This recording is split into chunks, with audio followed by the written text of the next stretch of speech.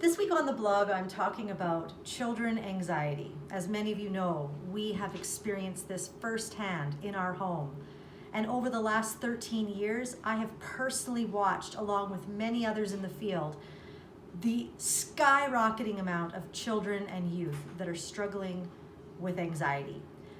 A lot of parents come to my seminars with questions: who's to blame? What's going on? What's wrong with us? Why is this happening to us? And first thing I say is, you are not to blame.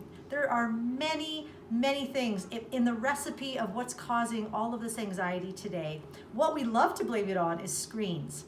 I want to share with you today that yes, screens may play a part, but it is not the center player of our kids' anxiety. Anxiety, there's so much underneath it, and we're so quick to diagnose it. We're so quick to throw meds, and we're so quick to get into counseling, which I 100% agree with. But there's so much more, and there's more that saved our son. And so our job as parents is to look at the culture we live in and look at how culture has played a part, a huge part, in creating anxiety. The first thing I notice that's underneath anxiety that I see in schools, I see in children, I see in adults, is not anxiety itself. It's kind of like a magic trick. While one thing's happening over here, there's something going on over here. Our job is to find out what that something is. And one of those things I've noticed is shame. Anxiety tells a story, and shame is often right in the center. Shame tells us, I don't have what it takes to make it today. Shame tells us, I don't have what it takes to pass my test, to solve that problem, to face those people. And shame, if we allow it to, can really cause and wreak havoc on anxiety, which is a normal human emotion. Anxiety is not something that's abnormal. In fact, anxiety is something that tells us a story, tells us something that we need to be warning against. It actually is a gift to us. It tells us when something is wrong. The problem is when anxiety becomes the norm and something that we constantly live in, living in the back of our brain, not able to problem solve, not able to push through hard things. The definition of mental health is to be able to be resilient with things that come into your life that oppose you. You're able to push through them. The definition of mental illness is demanding that life adapts to you. That's what anxiety tells you. That's what shame tells you. It tells you that you don't have what it takes to cope with what life is throwing at you. And nothing could be farther from the truth. The second thing about anxiety and what's underneath it and what causes it is an unhealthy environment. If a flower isn't blooming, you don't destroy the flower. You remove it and you plant it in good soil and it grows. It's the same thing with a human. We grow, we flourish in good environments. And what creates an environment? Emotion. What is the emotional temperature overall of your home, of your workplace, of your classroom? That's what creates health.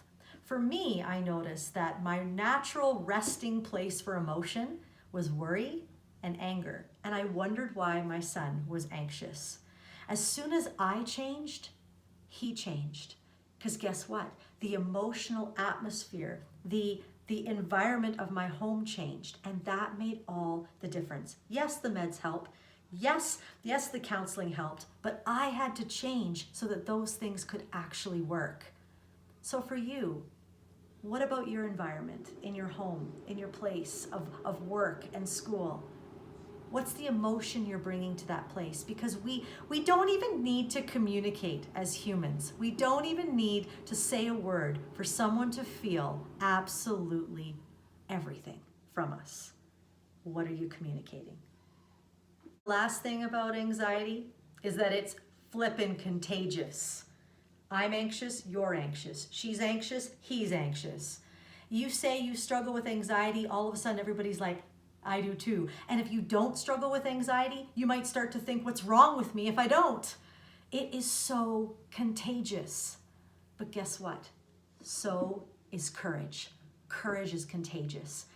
What these youth need today is they need adults who stand up and tell stories of how people have overcome, not fluffing it up, not saying you can do it, not telling them to pull up their bootstraps and suck it up, but to tell them real life stories of people who have overcome incredible odds. The time in our lives when all hell broke loose and nothing looked like it was going to work, and we pushed through anyways. They need to hear those stories. They need to hear that every single obstacle that comes our way is overcomeable, and that we have what it takes, and that we're going to hold them by the hand.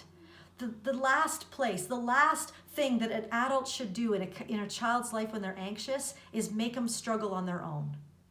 Don't let your child suffer on their own. Sit with them, grab them by the hand, listen to them with empathy. Say, that is hard. I've got you. Let's do this together. And I promise you, if you combat shame, if you combat your environment, and if you create a new social contagion, I wonder, where is anxiety at the end of that?